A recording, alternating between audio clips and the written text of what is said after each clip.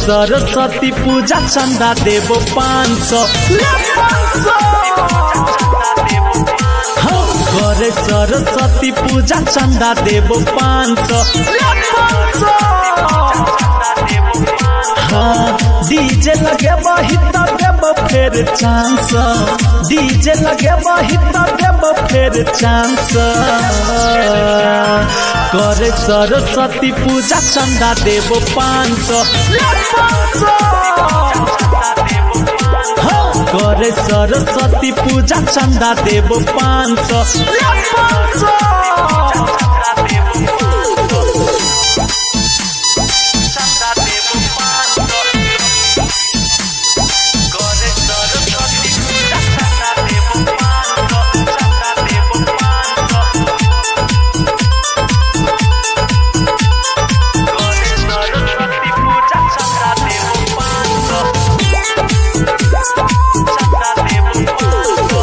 पंडाल सजावैया मूर्ति मंगावे पंडित के बोला के पूजा करावे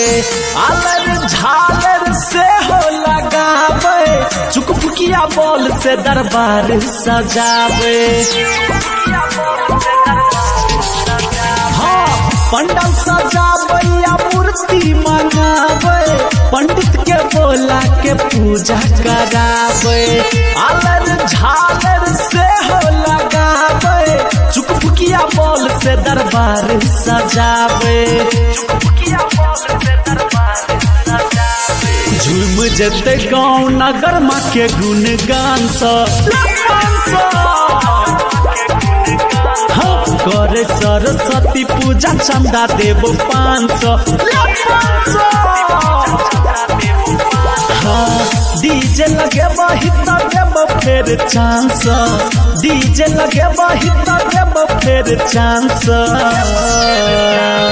करे सरस्वती पूजा चंदा देबो 500 करे सरस्वती पूजा चंदा देबो 500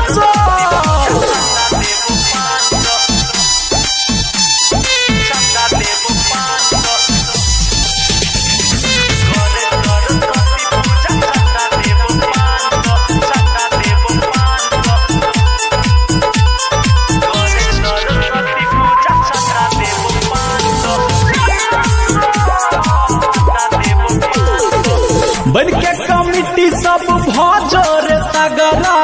हो के न चाही माँ के भाषण में झगड़ा डीजे पर नहीं करी है लगड़ा धर्म धुरंधर से करी है ने लफड़ा